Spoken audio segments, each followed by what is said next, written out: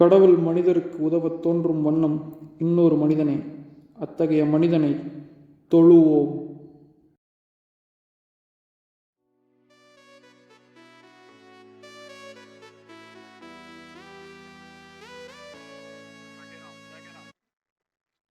Hello doctor, நான் உங்கள்கிட்ட ஒரு முக்கியமான விஷயமா மீட் பண்ணேன் டாக்டர்.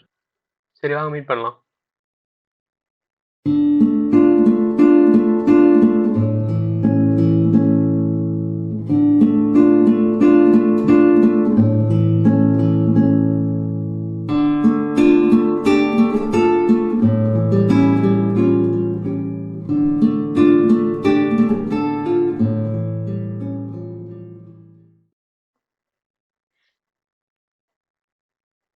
நம்பர் சொல்லுங்கள் சார்.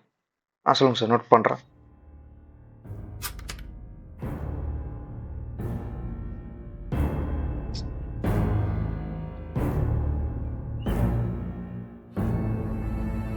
இவனால யார் உள்ள விட்டா? ஏஞ்சுப்படா. கண்ட இவனெல்லாம் உள்ள விட்டு வச்சிருக்காங்க. ஏஞ்சு போ. இந்த இடத்துல அவனை பார்க்கக்கூடாது. ஐயா ஐயா எந்திரிங்க எந்திரிங்க. உட்காருங்க எப்படி உட்காரு. பார்த்து பார்த்து அடி எதுவும் வரல. அவனெல்லாம் ஏன் சார் உட்கார வைக்கிறீங்க? ஐயா நீ இங்கே கொஞ்சம் வந்துடுறேன். நீ அப்பா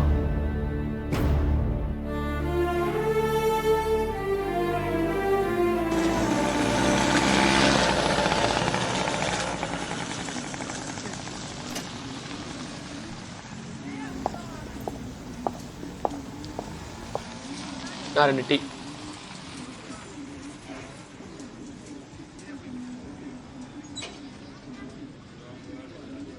அவனெல்லாம் ஏன் சார் தொடுறீங்க? அவனுக்கு என்ன நோய் இருக்கோ? அவனை மதிக்கிறதுக்கு ஒரு ரீசன் இருக்கு. நீங்கள் சொல்லுங்க.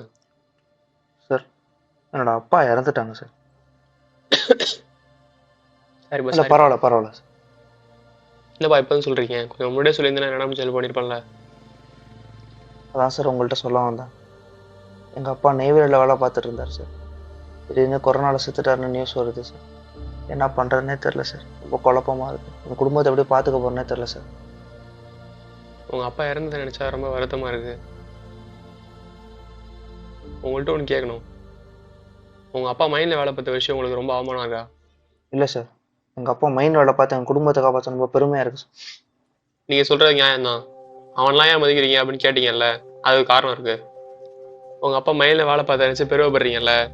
ஒருத்தரை தள்ளி விட்டீங்கல்ல, அவருக்கு 2 குழந்தை இருக்குது. அவர் நோயை பொருட்படுத்தாமல் அவர் இன்னும் உழைச்சிட்டு தான் இருக்காரு. இன்னைக்கு காலைல அவரை பார்த்தேன். இனிஷியல் ஸ்டேஜ் ஆஃப் லெப்ரஸியில் இருந்தார். அதனால் கூப்பிட்டு வந்தேன். ஒரு ஹெல்த் கேர் ப்ரொஃபஷனலாக அவரை காப்பாற்ற வேண்டிய டியூட்டி. உங்களுக்கு கொரோனா எப்படி ஸ்ப்ரெட் ஆகுன்னு தெரியுமா? தெரியும் சார். தும்பல் இருமல் மூலம் தான் பரவுது. லெப்ரஸி கூட தும்மல் இருமல் மூலியமாக தான் பரவுது. கொரோனாக்கு இன்னும் மருந்தே கண்டுபிடிக்கல. இருந்தாலும் டாக்டர் சைட்லேருந்து எங்களால் முடிஞ்ச ட்ரீட்மெண்ட் நாங்கள் கொடுத்துட்டு தான் இருக்கோம். லெப்ரஸி ஆனால் மருந்து கண்டுபிடிச்சாச்சு. இருந்தும் அதை எராடிகேட் பண்ண முடியல. அது ஹெல்த் கேர் ப்ரொஃபஷனலாக எங்கள் மேலே தான் தப்பு. அதனால தான் என்னால் முடிஞ்ச உதவி நான் பண்ணிட்டு இருக்கேன். உங்கள் எண்ணம் புதுசு இல்லை. லெப்ரஸி பற்றி இப்படி நிறைய பேர் அவேர்னஸ் இல்லாமல் இருக்காங்க. அவர் இனிஷியல் ஸ்டேஜ் ஆஃப் லெப்ரஸியில் பார்த்ததுனால அவரால் காப்பாற்ற முடியும். இதே செகண்ட் ஸ்டேஜ் தேர்ட் ஸ்டேஜ் போயிடுச்சுன்னா அவர் கை காலெல்லாம் பேரலைஸ் ஆகிடும். அப்புறம் அவர் குடும்பத்தை யார் காப்பாற்றுறது? அதை பற்றி நீ நினச்சி பார்த்தியா? உங்கள்கிட்ட நான் வேற எதுவுமே கேட்கல. லெப்ரஸி அஃபெக்ட் ஆன பீப்புளை பற்றி உங்கள்கிட்ட எண்ணத்தை தான் மாற்றி சொல்கிறேன்.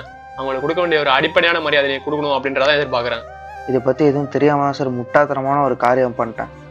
இப்போ அவர் எப்படி சார் நீங்கள் காப்பாற்ற போகிறீங்க? எனக்கு இதை பற்றி தெரிஞ்சுக்கலாமா? இதுக்காகவே செங்கல்பட்டில் லெப்ரஸி சென்டர்ஸ் இருக்குது. நம்ம அவங்கள கூட்டு போய் ட்ரீட்மெண்ட் கொடுத்தோம்னா அவங்க ஃபேமிலியே மீட் எடுக்கலாம். சரி வாங்க இப்போ அவரை போய் பார்ப்போம்.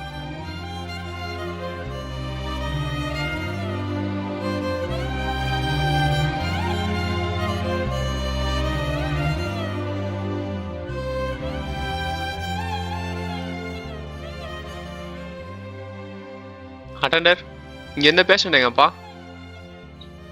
சார், அவர் ஏதோ வேலை இருக்குன்னு என்கிட்ட சொல்லிட்டு போயிட்டார் சார். டாக்டர், நானே போய் அவரை கூப்பிட்டு வரேன் டாக்டர். அதான் கரெக்டாக இருக்கும்.